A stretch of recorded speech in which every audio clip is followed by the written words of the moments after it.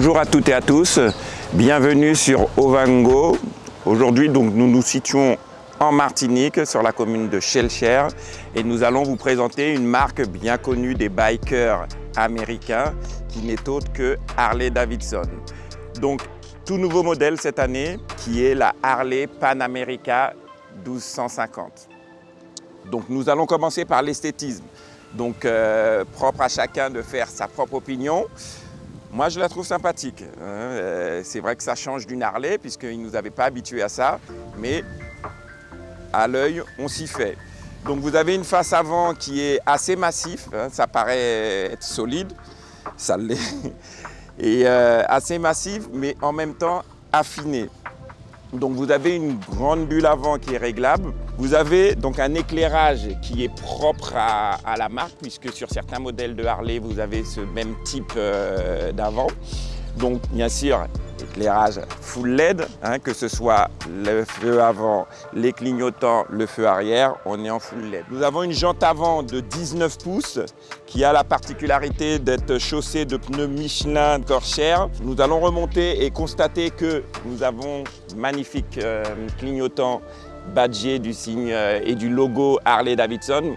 Moi j'adore, ça lui donne un petit style propre à elle. Nous avons donc des protections qui permettent aussi d'évacuer la chaleur du moteur. Nous arrivons donc sur la partie latérale, avec un réservoir d'une contenance de 21 litres, je ne sais pas pourquoi les ,2, mais bon, ça a le mérite d'être précisé.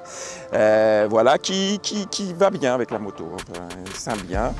Vous avez une bonne prise en jambe, puisque là, il a été creusé justement pour avoir une très bonne position. Nous avons une hauteur de selle de 895 mm, donc c'est acceptable, c'est ce qui se fait à ce niveau de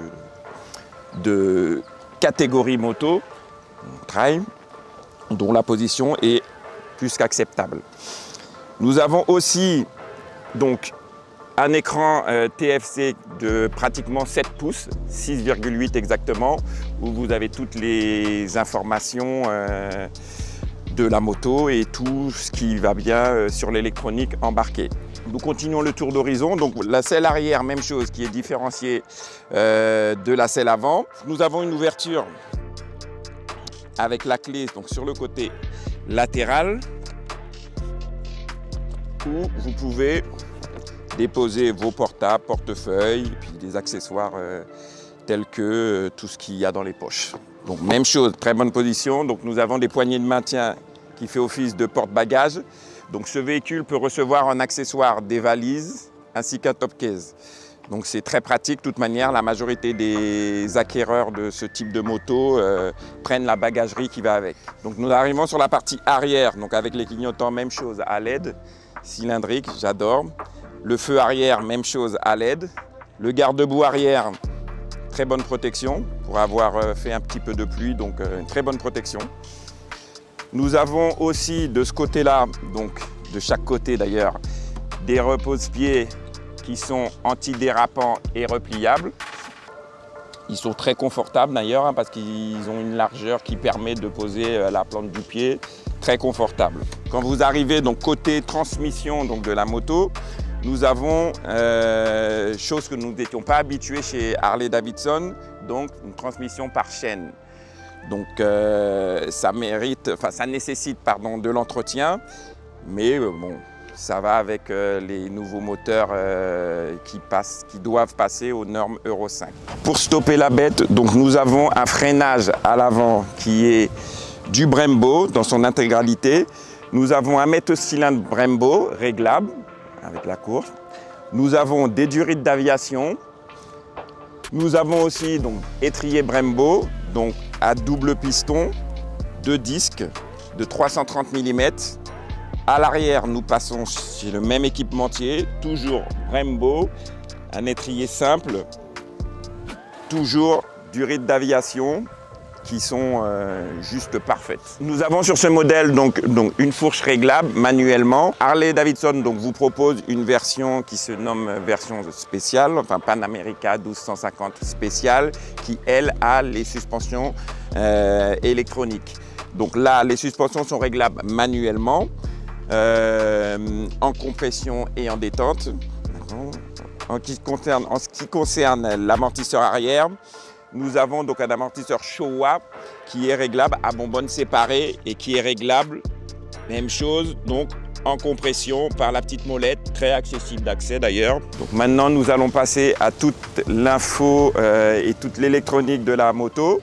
Donc c'est vrai que comme tout ce qui se fait de nos jours, démarrage sans clé, donc la clé vous la mettez dans votre poche ou dans votre sacoche comme vous voulez. Sur le côté donc droite du commando, nous avons tout ce qui est info divertissement, c'est-à-dire vous pouvez connecter donc votre portable à l'appli Harley Davidson pour pouvoir y mettre soit de la musique, soit de la navigation telle que GPS, et vous pouvez régler toute cette partie sur ce commodo. Petite particularité aussi que j'aime bien, c'est que le démarrage se fait par impulsion. Donc ça c'est vrai que c'est appréciable. Okay. On va couper. Donc sur ce véhicule, vous avez l'équipement électronique et pléthorique. Donc vous avez 5 modes de conduite. Donc on va préciser. On a donc le mode pluie, on a le mode route, on a le mode off-road, le mode off-road plus, le mode sport et un mode personnalisable qu'on peut voilà, agrémenter à sa conduite. Nous avons aussi un régulateur de vitesse donc de série. Nous avons aussi tout ce qui est track control, donc c'est-à-dire contrôle de traction de la roue arrière. Nous avons un ABS bien sûr de virage. Nous avons aussi de l'anti-cabrage et toute l'électronique que nous trouverons sur les motos actuelles. C'est vrai que Harley ne nous avait pas habitués à ça. Donc, comme je le précisais au début du reportage, donc c'est vrai que Harley, quand nous entendons parler de Harley, nous pensons à des cruisers, à du custom, à des baggers. Et là, ils ont venu s'attaquer à un créneau où ils n'étaient pas présents, qui était dominé par BMW et KTM pour ne citer que. Ducati aussi en fait partie. Et nous avons un véhicule où, je ne dirais pas qu'il perd son âme, mais c'est vrai qu'on a été obligé de se mettre aux normes au niveau du moteur, dont nous allons parler tout de suite. Donc ce véhicule-ci est équipé d'un inédit moteur donc, de 1252 cm3. Donc il a la particularité d'être en V et à 60 degrés. Nous avons donc 150 chevaux qui sortent de ce bloc-ci, ce qui n'est très bien. Harley Davidson ne nous avait pas habitués à une puissance telle. Donc il a la particularité d'être refroidi à eau et d'avoir une transmission finale par chaîne.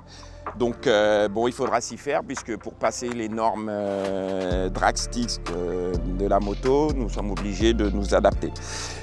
Donc il a des pistons forgés donc, en aluminium. Il a aussi une admission variable au niveau de son arbre à cam. Donc c'est vrai que c'est un moteur moderne. Il fait 127 Nm au niveau du couple et la puissance est atteinte à 8250 tours. Donc c'est vrai que c'est un moteur qui respire, qui propulse fort, qui pousse fort et comme je le précisais tout à l'heure, il manque un petit peu de charme que les Harley conventionnels vous procurent lors du démarrage et lors de la sollicitation. Voilà, donc pour continuer sur le moteur, donc il est autoporteur, hein, voilà, comme tout ce qui se fait maintenant, et puis vous avez donc un châssis tubulaire pour la partie arrière.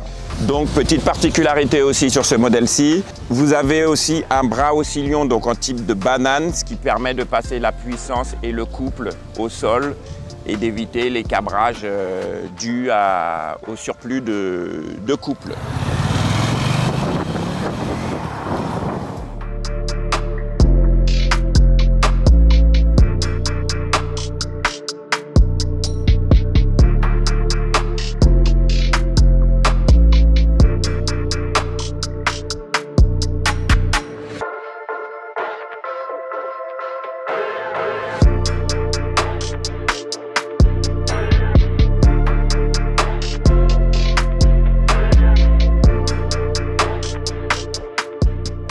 Nous arrivons au moment de la conclusion. Donc, on va faire un point général de cette machine. Donc, très bonne machine, hein, très bonne aptitude à l'off-road, très bonne routière. De toute manière, Harley-Davidson, ils ont fait fort en rentrant dans cette catégorie-là. Et c'est vrai qu'on ne peut que leur en féliciter. Le tarif en Martinique de ce véhicule est de 20 690 €.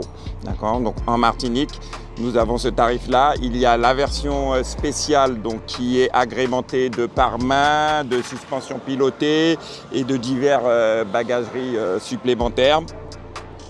Mais sinon, nous sommes dans des tarifs qui sont corrects dans la catégorie. Donc nous allons arriver aux points positifs et négatifs avant de clôturer cet essai. Donc les points positifs, je dirais donc la ligne qui garde quand même les codes de la marque, qui soit au niveau du moteur, au niveau des petits points des clignotants. Le confort, il est vraiment optimal. Sincèrement, que ce soit en solo ou en duo, ils ont fait très très fort. Malgré que nous sommes sur des suspensions conventionnelles. Nous avons aussi donc la partie cycle qui est royale, qui est magique. Vous pouvez la mettre sur l'angle comme un roster. Donc à ce niveau-là, il n'y a aucun problème. Voilà, nous arrivons sur un design donc, qui est propre à chacun, comme je le disais précédemment. Mais moi, j'adhère.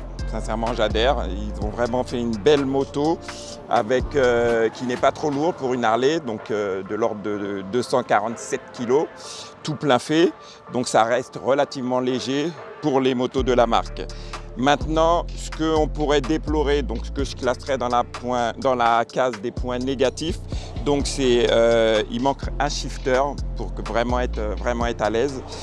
Et toute la partie électronique qui ne se commande pas lorsque l'on roule.